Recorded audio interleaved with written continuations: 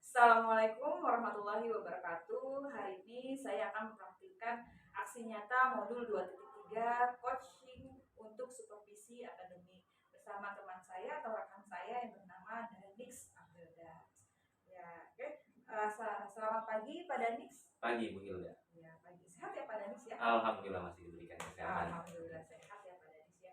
Oke, tujuan kita berbincang-bincang pagi ini itu rencananya kita mau berbicara apa sih Pak Danis? Yang pastinya membicarakan tentang persiapan dan proses mengajar nanti. Iya betul. Kira-kira nih Pak Danis itu nanti akan mengajar di kelas berapa dan materi apa? Saya nanti di jam terakhir itu akan mengajar di kelas 86. Lalu untuk materinya saya ambil materi di bab segi 3 dan segi 4 karena masih baru masuk awal bab. Jadi saya mengambil capaian pembelajaran yang pertama yaitu mengidentifikasi sifat-sifat dari bangun datar segi 3 dan segi 4 gitu ya. Iya, jadi tujuan dari pembelajaran yang Pak Danis akan lakukan adalah mengidentifikasi sifat-sifat dari bangun datar seperti itu ya Bapak ya. Termasuk mampu menyebutkan, membedakan, lalu mengetahui rumus dan keistimewaan karakteristik masing-masing bangun datar. Iya baik, itu saya rasa lengkap sekali ya untuk tujuan pembelajaran kita hari ini. Nah, kemudian nih saya mau nanya lagi, kira-kira persiapan apa saja yang sudah Pak Danis lakukan untuk supervisi hari ini? Kalau untuk persiapan pastinya sudah ada modul ajar untuk perencanaan. Yang kedua saya sudah membuatkan KPD untuk menunjang kegiatan pembelajaran serta mempersiapkan lagi sarana dan prasarana mulai dari ada alat peraga, terus materi handout yang akan saya tempel di beberapa titik di kelas nanti, terus ada video untuk pembelajaran juga untuk kelompok belajar. Ya baik. Untuk metode pembelajarannya nih Pak Danis, kira-kira nanti metode pembelajaran apa yang Pak Danis akan laksanakan atau lakukan ketika pembelajaran praktek di kelas nanti? Oke, kalau metode pembelajaran yang akan saya praktekkan nanti di kelas itu saya menitik beratkan di pembelajaran diferensiasi Bu. Gitu. Makanya tadi saya ada beberapa penunjang yang cukup banyak kalau menurut saya dalam pembelajaran. Yang pertama saya membagi siswa itu menjadi 3 kelompok, yaitu berdasarkan gaya belajar. Makanya tadi saya ada materi atau saya tadi bilang isi handout, tapi nggak mirip, hanya mirip handout, tapi saya tempel di beberapa tempat. Dan terus saya juga menyiapkan video pembelajaran serta tadi alat peraga, bangun datar, lalu juga ada LKPD-nya. LKPD-nya itu untuk hasil belajarnya, untuk outputnya. Jadi nanti siswa saya bagi jadi 3 kelompok yang gaya belajarnya visual, audio, dan kinestetik. Untuk yang visual, gaya belajarnya, cara belajarnya nanti melalui alat peraga. Di situ dia harus mengenal bangun A namanya apa, bangun B namanya apa, sifatnya dari mereka melihat, mau itu alat peraganya gambar ataupun bentuk fisik langsung. Untuk yang kinestetik, karena biasanya anak kinestetik tidak bisa diam, harus bergerak, makanya saya buat seperti permainan untuk mereka dipersilakan untuk melihat beberapa materi di setiap sudut ruangan, lalu nanti mereka simpulkan di LKPD. Kalau untuk yang audio saya siapkan satu video pembelajaran untuk mereka tonton masing-masing. Begitu Hilda. Iya. Berarti Pak Danis nanti ketika praktik mengajar di kelas nanti akan melakukan pembelajaran diferensiasi seperti itu ya, dengan melihat gaya belajar siswa, ada yang kinestetik, ada yang auditori, kemudian ada yang visual seperti itu ya Pak Danis ya. Nah kemudian untuk strateginya nih Pak Danis, kira-kira punya strategi khusus nggak untuk menangani anak, kira-kira bagaimana nih kalau misalkan yang auditori strateginya apa, kemudian yang visual, kemudian kinestetik tadi kan sudah membagikan seperti itu, cuman biar lebih kondusif atau biar kegiatan pembelajaran kita itu menjadi lancar, seperti apa strateginya? Oke, sebenarnya ini juga yang menjadi salah satu apa ya pikiran saya ya, ganjalan saya karena ketika kita menerapkan pembelajaran diferensiasi, di situ sama aja kita membuat satu kelas terbagi jadi beberapa bagian yang hasilnya kemungkinan akan terjadi gesekan saling mengganggu. Nah, kalau untuk strategi saya yang pertama, saya untuk ketiganya saya akan buat aturan masing-masing. Contoh untuk kinestetik, walaupun mereka harus berseliweran di kelas, bukan berarti mereka harus gaduh. Itu pijakannya. Yang kedua untuk auditori, mereka butuh suara yang lebih kuat, maka saya sih niatnya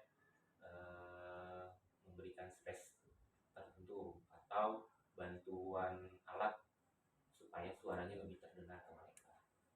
Kalau untuk yang visual ya menurut saya dia nggak akan terlalu ngeganggu yang lain ya, karena kan dia kontaknya dengan mata gitu, jadi nggak gaduh juga, nggak akan nyenggol yang lain.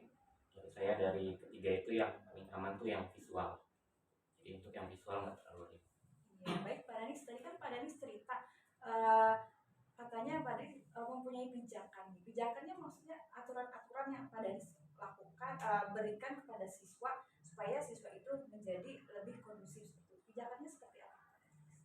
Oke, pijakannya pasti saya akan berikan secara umum ya Bu ya. Karena nggak bisa saya berikan untuk si kelompok A, untuk kelompok B, untuk kelompok C. Kalau seperti itu takut terjadi apa ya namanya iri hati lah gitu. Jadi secara umum yang pertama pijakannya pasti melaksanakan kegiatan pembelajaran dengan tertib. Ya. Yang kedua melaksanakan kegiatan pembelajaran tanpa mengganggu temannya. Yang ketiga, yang terakhir, menghargai pendapat setiap rekan di kelas gitu. Mungkin tadi pijakan atau aturan-aturan yang Pak Danis berikan kepada siswa itu lebih tepatnya mungkin Pak Danis ya itu lebih ke kayak kesepakatan kelas. Iya, Mungkin betul. Pak Danis membuat kesepakatan kelas terlebih dahulu kepada anak-anak, jadi anak-anak mengetahui seperti itu ya Pak ya. Jadi ketika nanti belajar berarti oh ini loh peraturannya yang boleh dilakukan dan yang tidak boleh dilakukan, seperti itu ya Pak Danis ya. Contohnya tadi misalkan tertib, kemudian kondusif, seperti itu. Kemudian kira-kira nih ada hambatan tidak ketika Pak Danis ingin menerapkan pembelajaran diferensiasi? Ya, hambatannya tadi yang sempat kita bahas Bu Hilda tentang kalau diferensiasi itu berarti kita membuat satu kelas jadi seperti ada 3 kelas karena pembelajarannya menggunakan teknik yang berbeda. Mereka belajar menggunakan teknik yang berbeda sehingga ada kemungkinan saling mengganggu. Misalkan yang auditori mungkin butuh lebih fokus dengan suara sehingga dia dengar suaranya harus lebih kenceng, terus yang lain ada yang butuh fokus tanpa suara gitu jadi terganggu, terus atau mungkin dengan kinestetik yang lalu lalang banyak gerak menyenggol temennya. Itu sih hambatannya paling keberagamannya yang kadang penanganannya ya masing-masing juga harus beragam. Solusinya seperti apa? Ya tuh solusinya ya saya harus memperkuat di aturan atau kesepakatan kelasnya. Ya, baik Pak Danis. Tadi kan Pak Danis sudah menceritakan ingin melakukan pembelajaran diferensiasi di kelas. Nah, kira-kira pembelajaran diferensiasi apa yang Pak Danis lakukan, apa dari proses, kemudian konten, atau dari diferensiasi produknya, seperti itu? Kalau dari yang udah saya paparkan sih, kalau menurut saya pembelajaran diferensiasi yang saya lakukan itu lebih ke arah prosesnya Bu. Karena yang saya bedakan adalah ketika mereka berproses menyerap informasi, mencari informasi. Seperti tadi yang saya sudah katakan, untuk yang auditori, saya suguhkan video pembelajaran untuk mereka serap informasinya. Untuk yang kinestetik, saya berikan dia seperti permainan untuk mengelilingi kelas. Di situ ada informasi-informasi yang sama seperti di video. Dan yang terakhir untuk visual, saya berikan gambar-gambar dan alat peraga untuk mereka bisa lihat. Jadi diferensiasi yang saya berikan ke siswa itu berupa prosesnya. Jadi proses setiap anak mengambil informasi kan beda-beda, makanya saya berikan cara yang berbeda juga. Ya, baik Pak Danis. Tadi Pak Danis menerangkan kalau Pak Danis itu lebih menitik beratkan untuk diferensiasi prosesnya itu diawali dari gaya belajarnya seperti itu ya Pak Danis ya. Kira-kira dari skala 1 sampai dengan 10 keberhasilan, tingkat keberhasilan Pak Danis untuk mencapai tujuan dari pembelajaran nanti itu kira-kira berapa? Dari 1 sampai 10 kira-kira poinnya berapa? Kalau dari 1 sampai 10 saya baru berani di 8 kali Bu, karena duanya itu sisanya bagaimana saya harus menanggulangi hambatan yang tadi saya sampaikan dengan solusi yang saya sudah jelaskan tadi juga ya. Karena menurut saya ya itu tantangan diferensiasi. Jadi kalau ditanya keberhasilannya ya saya cuma berani maksimal sampai 8. Oh, gitu. Baik, kalau menurut saya poin 8 itu sudah bagus gitu. Insya Allah. Insya Allah mudah-mudahan nanti berjalan lancar ya. Kalau bisa di lebih dari poin 8, alhamdulillah. Alhamdulillah. Iya. Kemudian rencananya Pak Danis itu dalam mencapai tujuan pembelajarannya, kemudian tadi ingin melakukan pembelajaran diferensiasi, rencananya Pak Danis itu sudah mempersiapkan apa saja rencananya? Untuk yang nanti pembelajaran diferensiasi nanti itu saya sudah ada LKPD-nya itu untuk outputnya. Jadi setelah mereka menyerap informasi harus dikeluarkan supaya tidak numpuk di kepala doang tanpa dicatat. Jadi LKPD-nya nanti itu untuk output setelah mereka menyerap informasi. Terus ada video pembelajaran, ada alat peraga yang nanti saya cek lagi di di gudang. Terus yang terakhir ada materi-materi yang akan saya tempel nanti di kelas. Nah, itu apa sih strategi Pak Danix untuk supaya keberhasilan pembelajaran diferensiasi itu strateginya seperti apa? Strateginya yang pasti pertama, karena saya cenderung diferensiasinya gaya belajar. Untuk matematika itu kalau menurut saya yang paling tepat itu gaya belajar. Kalau untuk diferensiasi minat dan sebagainya agak kurang pas. Jadi saya lebih memilih strategi yang pertama, saya harus tahu nih gaya belajar anak-anak itu seperti apa. Di setiap awal saya mengenal mereka, saya harus memberikan yang namanya asesmen diagnostik dulu. Jadi saya diagnostik dulu mereka gaya belajarnya seperti apa melalui asesmen. Setelah saya sudah tahu, saya sudah bisa memetakan siapa yang berkelompok dengan siapa. Seperti itu. Iya. Berarti kemudian yang berikutnya, apa ukuran keberhasilan proses pembelajaran kita hari ini atau tujuan pembelajaran yang Pak Danis inginkan? Indikator keberhasilan sayanya berarti ya. Pastinya tercapainya CP tadi yang tujuan pembelajaran, yaitu saya berhasil mengajar dengan cara ini ketika anak-anak maksimal dalam menjelaskan setiap bangun datar yang akan saya tugaskan nanti. Jadi nanti setiap kelompok saya berikan waktu untuk menjelaskan bangun datar ini namanya apa, sifatnya seperti apa, dan ciri-cirinya seperti apa. Kalau dia bisa menyampaikan dengan baik, berarti menurut saya tujuan pembelajaran saya sudah tercapai. Ya, baik Pak Danis. Jadi tujuan Pak Danis itu ingin supaya siswa itu mampu sesuai dengan tujuan utama. Tadi siswa dapat menganalisa sifat-sifat bangun datar seperti itu, juga bisa mengetahui perbedaannya, kemudian juga mengetahui dari rumus-rumusnya seperti itu ya Pak Danis ya.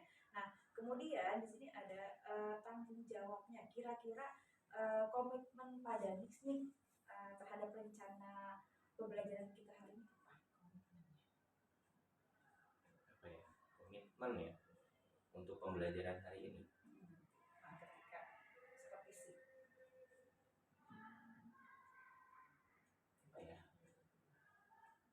Apa Pak Danis ingin melakukan pembelajaran diferensiasi setiap kelas atau hanya hari ini atau secara berkelanjutan seperti itu? Pastinya insya Allah untuk pembelajaran diferensiasi dan supervisi sekarang, karena memang pendidikan itu berkembang terus ya Bu ya. Dan sekarang sedang maraknya siswa itu banyak menerima informasi dari internet dan mereka tahu, oh gaya belajar saya seperti ini, sekolah kok tidak bisa memberikan. Ya mau tidak mau saya harus berkomitmen, diferensiasi ini harus saya terus lakukan, mau nanti saat supervisi ataupun setelah supervisi. Bukan hanya di pembelajaran diferensiasinya saja, tapi cara saya menangani siswa juga harus tetap konsisten, baik saat supervisi nanti maupun setelah supervisi nanti. Begitu. Oke, betul sekali ya Pak Danix ya, karena memang pembelajaran diferensiasi itu merupakan salah satu metode pembelajaran yang baik dari yang sudah baik, seperti itu yang saya tahu. Nah, kemudian pembelajaran diferensiasi itu adalah salah satu pembelajaran yang sangat lebih menitik beratkan kepada kebutuhan siswanya. Iya, betul. Apalagi sekarang kurikulum kita itu adalah kurikulum merdeka, seperti itu. Jadi siswa bisa belajar sesuai dengan minat dan bakatnya, seperti itu ya Pak Danisia. Nah, kemudian kira-kira siapa aja yang ikut berkomitmen terhadap yang sudah Pak Danis lakukan, misalkan untuk pembelajaran diferensiasi itu kira-kira siapa saja yang terlibat harusnya? Yang harusnya yang terlibat berkomitmen itu yang pasti pertama rekan-rekan guru saya, teman-teman saya harus ikut berkomitmen juga. Kenapa? Karena kalau saya sendiri pastinya tidak akan mampu bertahan ya, tapi kalau misalkan kita berkelompok, ketika berkomitmen secara berkelompok, satu sama lain bisa saling menguatkan. Namun kalau sendiri itu bebannya terlalu berat untuk saya pribadi. Yang kedua pastinya dari wali murid juga harus punya komitmen. Kenapa saya bilang saya harus mengikut sertakan wali murid? Karena selain di sekolah, di rumah juga siswa harus dipantau belajarnya, apa yang dibutuhkan, dia anak yang seperti apa. Informasi itu hanya bisa kita dapatkan dari wali murid. Jadi nggak semerta-merta sekolah yang harus berjuang untuk menciptakan metode pembelajaran yang baik untuk siswa gitu. Jadi yang harus berkomitmen ya rekan-rekan saya sebagai sesama guru dan wali murid. Memang betul sekali ya Pak Danis ya, orang tua di rumah memang sangat berperan penting untuk proses pembelajaran siswa. Ya, tidak hanya guru, kemudian lingkungan teman-temannya juga mungkin termasuk ambil-ambil untuk kemajuan belajar siswa, seperti itu. Nah, kemudian bagaimana tindak lanjut dari sesi percakapan kita hari ini? Tindak lanjutnya insya Allah beberapa pendapat tadi, ada saran dari Bu Hilda juga ya Bu ya, akan saya laksanakan di supervisi nanti dan berkelanjutan. Setelahnya semua pembicaraan ataupun nanti ada kritik dan saran di cara saya mengajar nanti akan saya perbaiki dan saya berusaha untuk menjadi lebih baik lagi dari hari ini. Gimana perasaannya setelah kita bincang-bincang hari ini? Jadi lebih sedikit terbuka ya Bu. Jadi tadi saya sudah menyampaikan tentang pembelajaran diferensiasi yang ada di kepala saya. Terus Bu Hilda juga sudah memberikan beberapa pendapat. Jadi saya udah nggak ragu lagi nih. Oh ternyata yang saya susun itu udah cukup benar gitu kan. Dari Bu Hilda juga sudah memberikan masukan yang baik. Jadi lebih ke kepercayaan diri saya menjadi lebih tinggi lagi. Ya, terima kasih Pak Danis. Mudah-mudahan nanti supervisinya berjalan lancar. Amin. Kemudian tidak ada hambatan dan sesuai dengan keinginan.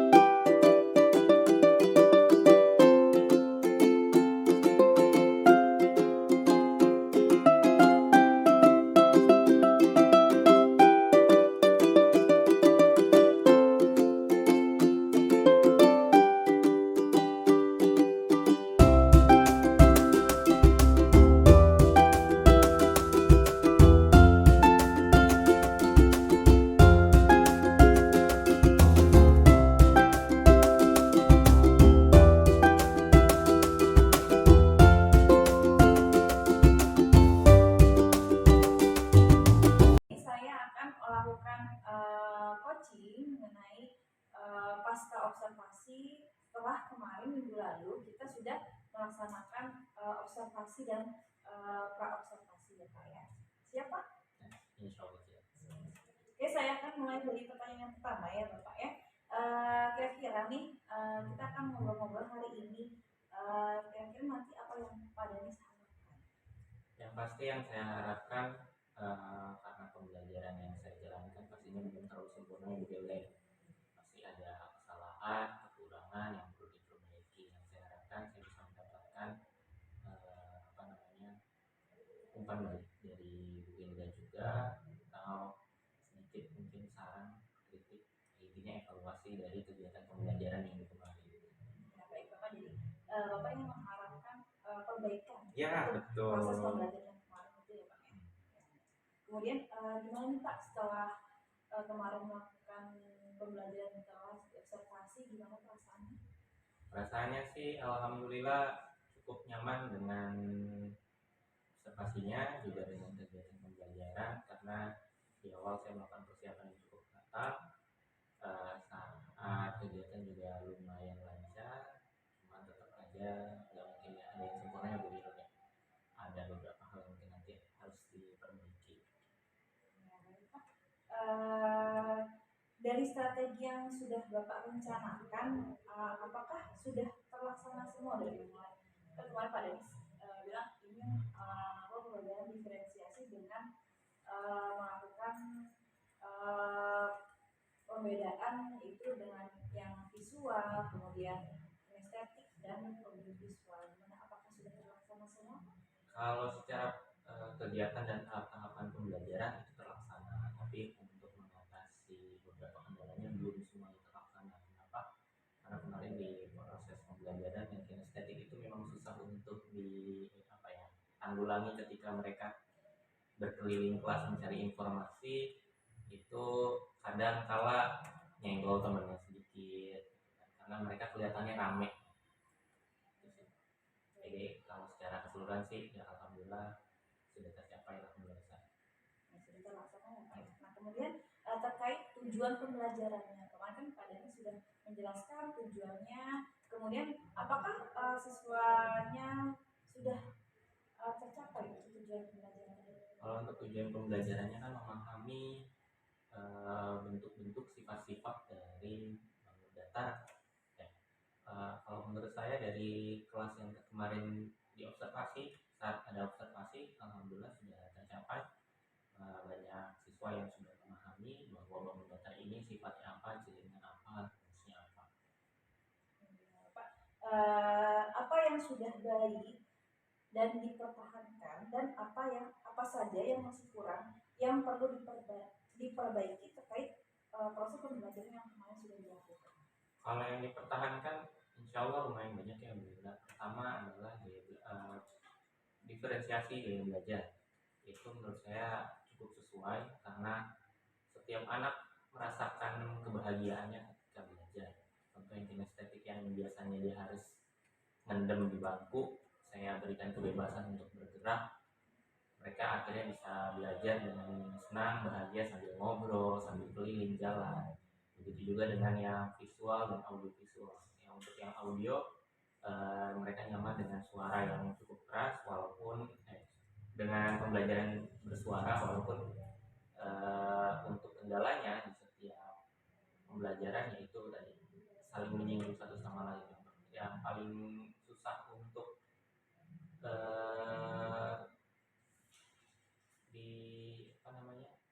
ditanggulangi itu ketika yang audio terganggu karena dia kan basicnya di pendengaran. Itu yang perlu saya perbaiki. Gimana caranya memberikan fasilitas untuk siswa yang memiliki gaya belajar audio. Ya, baik Pak. Jadi untuk yang sudah baik itu berarti Bapak sudah mulai menerapkan pembelajaran diferensiasi di kelas, jadi harus dipertahankan gitu ya Pak. Kemudian untuk perbaikannya mungkin untuk siswa yang kinestetik, kemudian untuk yang audio mungkin memang harus diperlakukan secara khusus, jadi mungkin membutuhkan ekstra strategi pembelajaran yang lebih seperti itu ya Bapak ya. Nah kemudian bagaimana nih apa rencana perbaikan dari atau strategi pembelajaran yang akan Bapak lakukan ke depannya? Kalau untuk rencana dan strateginya adalah dari yang saya lihat yaitu saya butuh yang namanya fasilitas tambahan. Mungkin bisa saya bawa peralatan atau minta ke sekolah peralatan tambahan seperti mungkin speaker kecil atau earphone, headset, pokoknya sesuatu yang bisa mempertahankan suara itu terdengar ke seluruh anak yang menggunakan gaya belajar audio. Karena yang paling rentan itu konsentrasinya terganggu ya audio menurut saya. Karena di kelas itu kebisingan adalah hal yang pasti terjadi. Jadi strategi saya yang menambah fasilitas untuk siswa yang memiliki gaya belajar audio. Mungkin kalau zaman sekarang anak-anak sudah punya handphone, jadi Ya, bisa dibawa dari rumah. ya mungkin bisa begitu. Iya. Kemudian kira-kira nih dari rencana yang sudah Bapak ingin terapkan untuk strateginya, kira-kira kapan akan dilaksanakannya atau waktunya seperti itu? Yang pastinya cepatnya mungkin di pembelajaran bab terakhir ini di peluang akan saya terapkan supaya ya pembelajaran yang saya lakukan jadi lebih baik lagi. Jadi secepatnya ya Bapak ya. Kemudian kira-kira siapa yang akan Bapak libatkan dalam perbaikan perencanaan tersebut? Perbaikan strategi yang Bapak akan. Oke, yang pertama pasti teman serumpun ya Bu.